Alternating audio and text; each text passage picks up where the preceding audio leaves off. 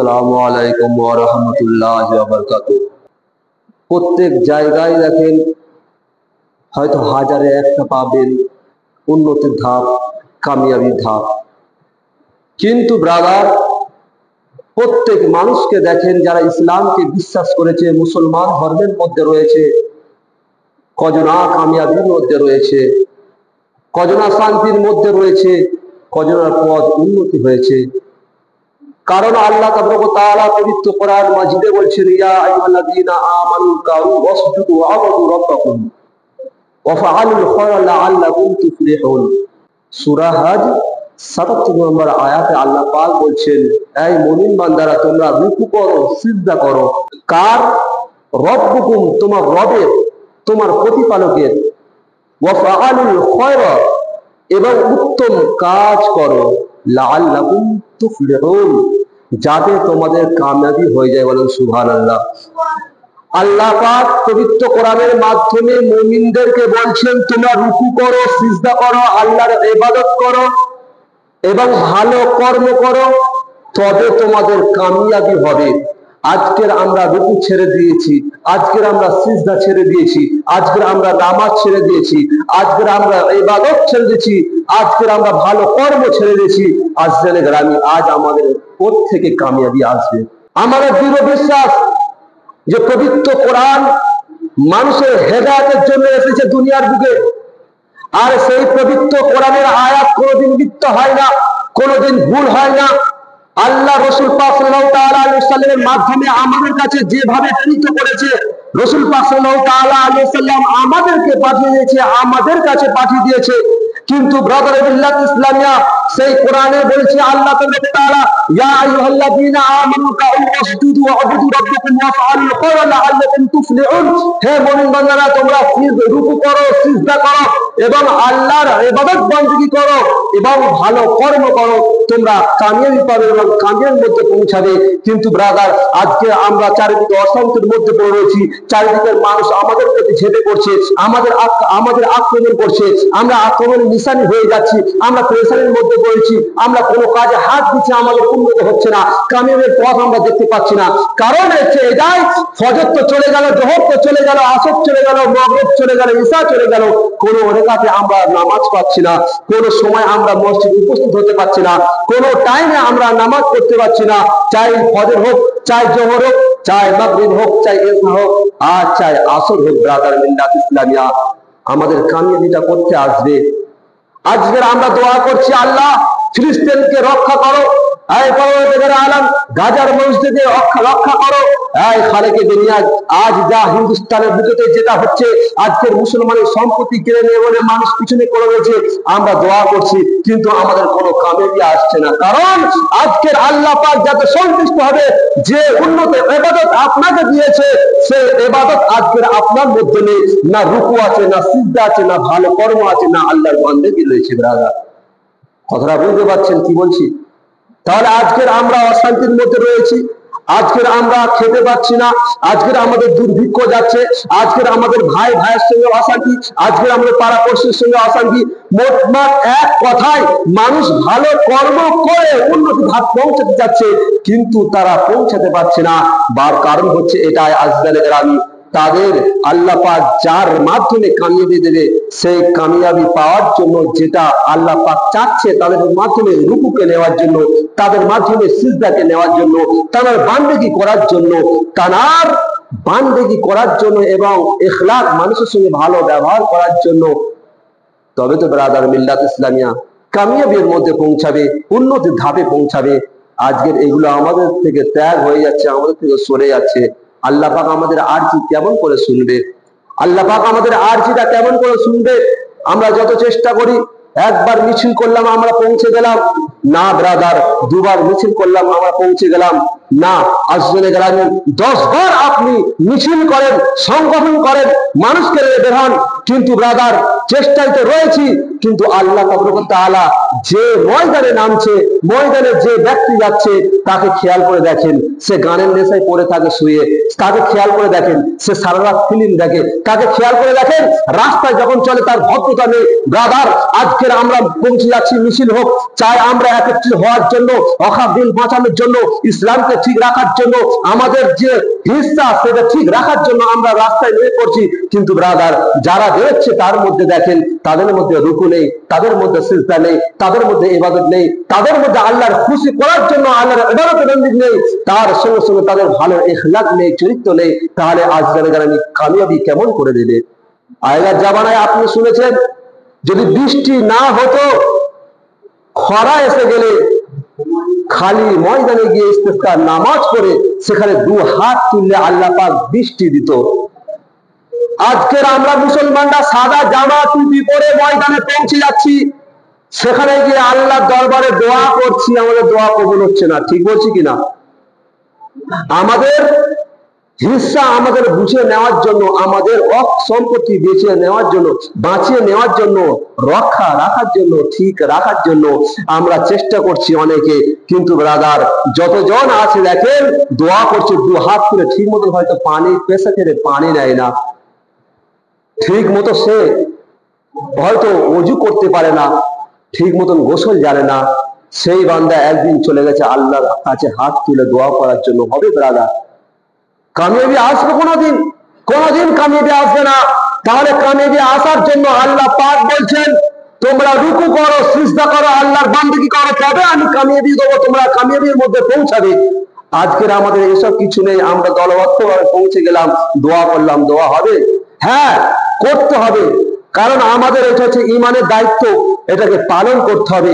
আমার বলার মাকসাদ হচ্ছে এটাই, আমাদের করতে হবে অবশ্যই, এটা হচ্ছে আমাদের ইমান, প্রতিবাদ করতে হবে, আমাদের রাস্তায় নামতে হবে। কিন্তু ব্রাদার, আমি যে কথাটা বলছিলাম, আমরা তো সবাই যাচ্ছি, কিন্তু দোয়া কবুল হচ্ছে না কেন? আগের দিনে মানুষেরা ময়দানে নেমে যদি দু হাত তুলতো, আল্লাহ পাক দোয়া কবুল করতো, বৃষ্টি দিত। আজকের আল্লাহ পাক দোয়া কবুল করছে না কেন? কারণটা কি? কারণ হচ্ছে এটাই, আমাদের মধ্যে সেই ইবাদত বন্দেগীটা নেই, আমাদের মধ্যে সেই সিজদা রুকুটা নেই, আমাদের মধ্যে নামাজটা নেই ব্রাদার। এক কথায় আমাদের নামাজটা নেই। হযরত ইয়াহইয়া আলাইহিস সালাম, হযরত আলী রাদিয়াল্লাহু তাআলা আনহু থেকে মারবি, হযরত ইয়াহইয়া আলাইহিস সালাম আল্লাহর নবী ছিলেন। কে ইয়াহইয়া আলাইহিস সালাম? হযরত জাকারিয়া আলাইহিস সালামের পুত্র হযরত ইয়াহইয়া আলাইহিস সালাম। তিনি একদিন ভরপেট রুটি খেয়ে শুয়ে পড়েছেন। শুয়ে পড়ার পর ওই রাতের ইবাদতকে ভুলে গিয়েছেন, ইবাদত করা হয় না। আল্লাহ পাক ওহী পাঠাচ্ছেন, কে ইয়াহইয়া, তুমি ইবাদতকে ভুলে গিয়েছো, আজকের কি তুমি আমার উমদা ঘরের থেকে কি উমদা ঘর পেয়ে গেছো? কথা বুঝতে পারছেন কি বলছি? আল্লাহ পাক হযরত ইয়াহইয়া আলাইহিস সালামের কাছে ওহী পাঠালেন আর বলছে, এই ইয়াহইয়া, আমি যে উমদা ঘর অর্থাৎ জান্নাত তৈরি করেছি, তুমি কি আমার থেকে উমদা ঘর দুনিয়ার মধ্যে পেয়ে গেছো? তুমি ঘুমিয়ে গেছো? এই ইয়াহইয়া, আমার থেকে উমদা বন্ধু কি তুমি দুনিয়ার মধ্যে পেয়ে গেছো? তুমি তোমার ইবাদতকে ছেড়ে দিয়েছো? শোনো এই ইয়াহইয়া, শুনে রাখো, তুমি যদি জান্নাতকে দেখতে, তাহলে তোমার শরীরের ঘাম ঝরে আসতো, চর্বি গলে যেত এবং তোমার রুহুটা বের হয়ে যেত ব্রাদার। কে বলছেন? আল্লাহ পাক বলছে, এই ইয়াহইয়া, তুমি কি আমার থেকে উমদা বন্ধু পেয়ে গেছো? আমার থেকে উমদা যে ঘর জান্নাত তৈরি গেছে, তার থেকে কি উমদা ঘর পেয়ে গেছো? আমাকে ভুলে গেছো, ইবাদত করনি? ইয়াহইয়া, যদি তুমি জান্নাত দেখতে, তাহলে সেই জান্নাত এত সুন্দর, তাহলে তোমার শরীর থেকে ঘামে মানে অর্থাৎ চর্বি করে ঘাম হয়ে বের হয়ে আসতো এবং তোমার রূহ বের হয়ে যেত। আর যদি তুমি জাহান্নাম দেখতে, তাহলে তোমার চর্বি গলে বের হয়ে যেত শরীর থেকে এবং তোমার চোখ থেকে টিপ বেরোতো, অর্থাৎ যেটা হচ্ছে আমরা পুঁজ বলি, সেই পুঁজ বের হতো। তাহলে জান্নাতের কত আরাম এবং জাহান্নামে কত কঠিন। তাহলে ব্রাদার, একটা রাত খালি ইবাদত করেনি, একটু খাবারটা বেশি হয়ে গেছে বলে শুয়ে পড়েছে, তাই আল্লাহ তাআলা ওহী পাঠাচ্ছে।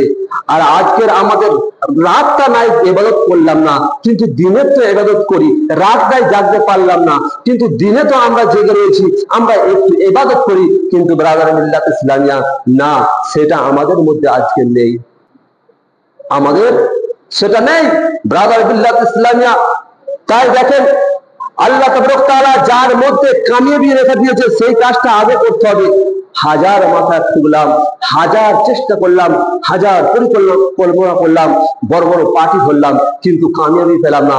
কারণ যদি আমরা আল্লাহকে সন্তুষ্ট করার জন্য মসজিদে হোক, যে স্থানে হোক, সিজদা করতাম, রুকু করতাম এবং দু হাত খালি তুলে আল্লাহর কাছে আরজ করতাম, রব্বে কায়নাত, এই আপনার সন্তুষ্ট করার পর আপনি আমাকে সন্তুষ্ট করেন।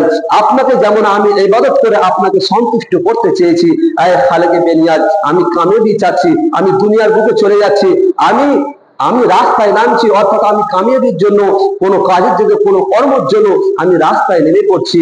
আয় রব্বে কায়নাত, আমাকেও কামিয়াবি দাও। দেখেন আপনার কামিয়াবি আসে কিনা, আপনার উন্নতি আসে কিনা। দেখেন যখন আপনি রুকু সিজদা করে দু হাত তুলে আপনি আল্লাহকে সন্তুষ্ট করার পর আপনার সন্তুষ্টের জন্য আপনি যখন রুজি রোজগারের জন্য রাস্তায় নামেন, পা বাড়াবেন, আল্লাহ তাআলা আপনার উন্নতি দিয়ে দেবে, আপনার কামিয়াবি দিয়ে দেবে ব্রাদার। কিন্তু সেটা তো আমরা করছি না।